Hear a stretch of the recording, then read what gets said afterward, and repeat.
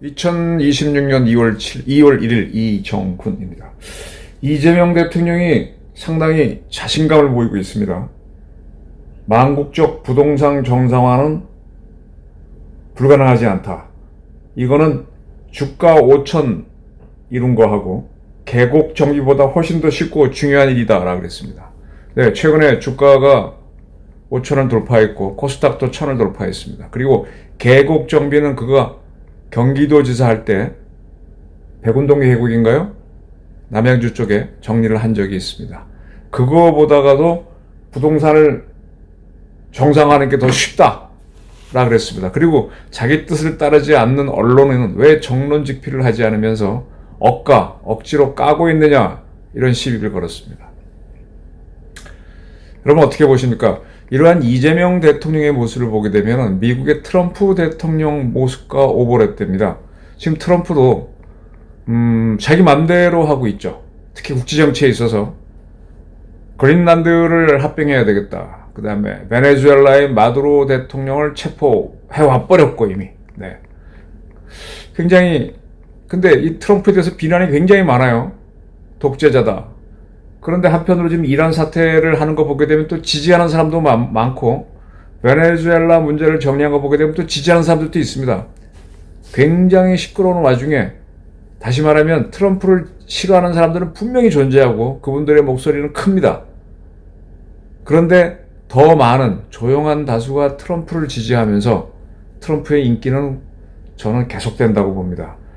미국을 보게 되면은 뉴욕이나 워싱턴 DC, 그 다음에 LA 같은 큰 도시에 있는 지식인들은 이렇게 쿵쾅쿵쾅 하고 나면서 거칠게 문제를 해결하는 트럼프를 싫어하는 엘리트가 많아서 비난하지만, 이 내륙에 사는 미국인들, 보통 미국인들, 아메리카 퍼스트를 좋아하는 이런 사람들은 저렇게 해내는 트럼프를 좋아하죠. 그래서 트럼프의 인기가 올라가는데, 지금 이재명 대통령은 어떻게 되든 주식이 지금 5천 포인트를 갖고 코스닥도 갖고, 그다음에 과거 자기가 자랑했던 그 계곡 정비 같은 거 척척척척 밀어붙이는 거 할 수 있다. 그것처럼 지금 부동산 뛴 것도 간단하게 잡아낼 수 있다라고 하면서 이제 중과세를 밀어붙이겠다 이렇게 밝혔습니다. 그래서 상당히 이재명과 트럼프를 비교하는 분들이 많은데, 제 생각은 뭐냐면요, 트럼프가 지금 밀어붙이는 거는 제가 보기엔 경제보다는 안보, 치안에 치중하는 걸로 보입니다. 그 국가가 뭘 해야 되는가 하면요, 국가는 가장 중요한 게 안보입니다. 그래서 국가 원수를 안보의 책임자, 군통수권으로 임명하죠. 그리고 이제 그가 해야 될 게 이 사회의 안전입니다. 치안이 안전해지면 사람들이 경제활동을 하기 좋아지죠. 치안이 이루어지고 난 다음에 뭘 하느냐, 이 사회가 옛날 같으면은 자급자족. 근데 자급자족이라는 건 상당히 어렵죠.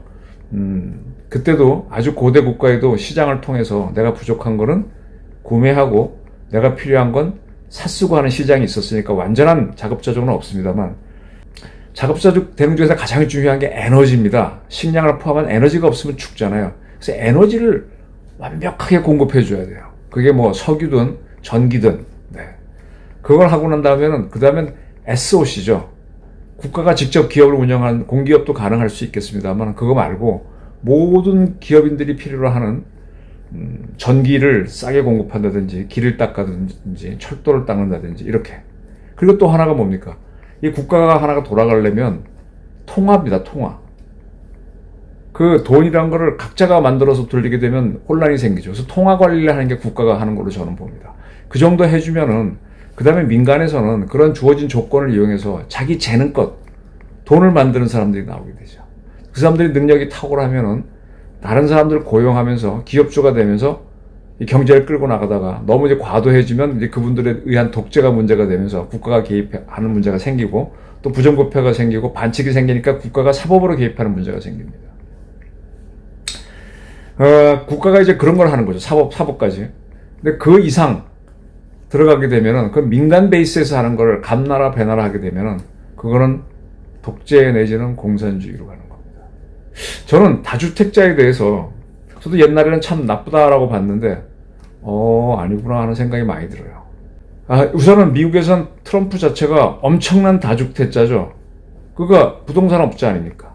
근데 그런 부동산 업자들이 집을 많이 만들고 소유하고 거래를 했기 때문에 집 문제가 해결되는 거예요. 집을 딴 걸로 돌려서 자동차로 돌려가지고 현대자동차의 정의선 회장은 원하면 차를 한 100대 1000대 가질 수도 있겠죠.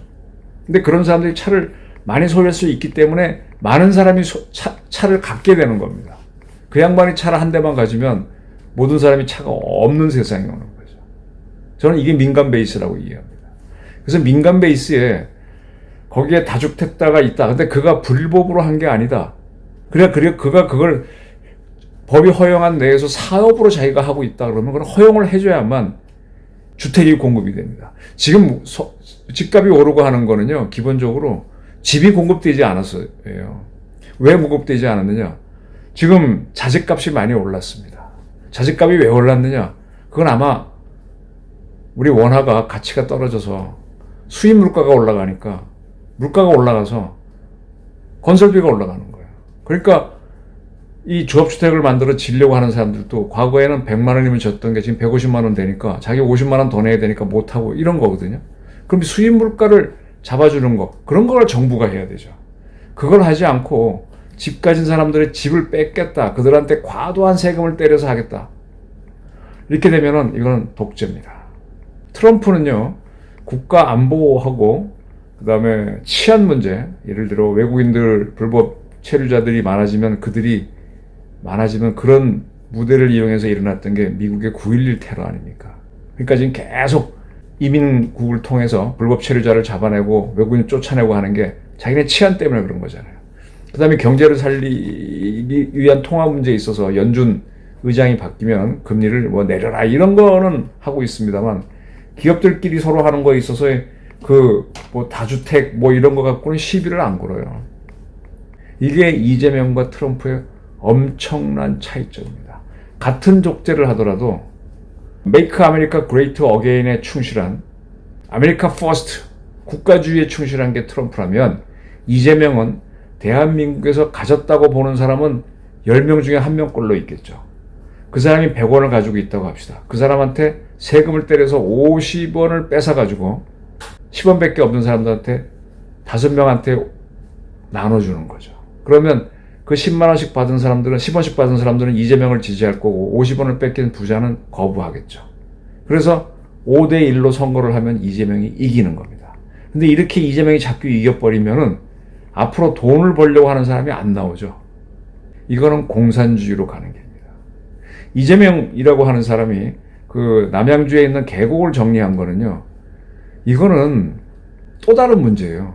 코스피가 올라가고 한 거는 이재명의 큰 역할이 있는 게 아니고, 그거는 우리 경제하고 관계없이 국제적인 큰 손들이 한국의 반도체를 보고 들어오고 하고 하면서 이렇게 하면서 따라가는 거지, 이재명이 경제를 잘해서 올라간 게 아닙니다. 그리고 그 계곡 정비는요, 그거 자체가 불법이었어요. 자기네 땅도 아닌데다가 업체들이 자연환경을 이용해서 점유를 하고 있었고, 두 번째로 그분들이 그렇게 함으로 인해서 그 지역의 교통체증이 또 환경오염이 만만치가 않았습니다. 근데 그런 거는 불법에 가까운 거니까 처리를 하게 되면 국민들이 좋아하니까 그건 가능한 거죠. 그러나 지금 이 경제 행위에 대해서 모든 사람이 한 집씩 갖게 하게 되면은 사람들은 계속 끊임없이 이동을 합니다. 또 새롭게 가족을 만드는 신혼부부들은 집도 필요하고, 근데 그런 사람들을 위해서는 업자들이 다주택 업자들이 집을 공급해야 되는데 그분들 걸 뺏어버리면 경제가 죽어요. 지금 이재명 대통령은 지방선거 다 보고 있습니다. 현재 대통령 선거 이겼고, 총선은 그 전에 이겼고, 지방선거는 현재 상태로 보게 되면 광역단체장 중에서 3분의 2 정도가 현재 국민의힘이죠.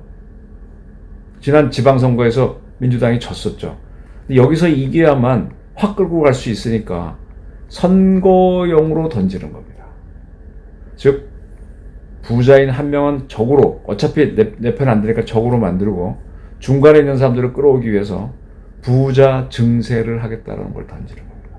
근데 이렇게 하는 경우는 그래 자기 표를 얻기 위해서 하는 건 그것도 좋을 수 있는데, 그럴수록 국가 경제는 죽고 가난해져 갑니다. 지금 작년에 7천억 달러 수출을 거둬서 뭐 굉장히 좋았다 이렇게 자화자찬하고 있는데 이건 이재명과 관계없이 우리 기업들이 해낸 거고 기업들은 그렇게 7천억 달러를 수출해서 벌어가지고 거의 1,000억 달러 이상 2천억 달러 조금 안 되게 되는 돈을 국내로 안 가져 들어와요. 왜?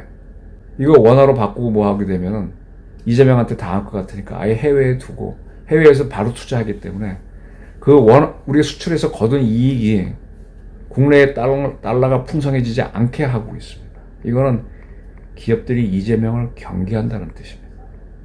이러이러한 점을 잊지 못하고 지금 이재명은 계속 기업들은요. 제가 보니까 보수 정권에서 기업하기 좋다 그러죠. 뭐 그건 상관이 없을 거고. 근데 진보 정권에서도 돈을 벌어야 돼요. 그래서 좌파 정권한테도 뭐를 맞춰주는 척 하면서 자기네 이익을 추구합니다. 그러니까 이재명 정권하고 갈등을 안 하는 것처럼 보이지만 사실은 굉장히 조심스럽게 행동하면서 싫어하는 티를 안 내면서 이익을 지키거나 더 키워가려고 하는 거죠. 근데 그 사람들이 자꾸 세금으로 얻어맞게 되면은 그래 미국에 마가를 하라 그랬고 미국의 관세 지난 협상 때문에 투자하라 그랬으니까 한국에 있는 공장 다 뜯어서 미국으로 옮기면 우리는 골로 가는 겁니다. 이러한 작태를 이재명이라는 대통령이 지방선거에서 민주당 승리를 위해서 트위터에다가 언론이 정론직피를 하지 않고 억가를 하고 있다 이렇게 시비를 던지는 겁니다. 이걸 읽어내는 분들이 제법 있을 거예요. 그런데 보통 평범하신 분들은 야 이재명 잘한다 이게 문제죠. 표를 따라가는 거죠.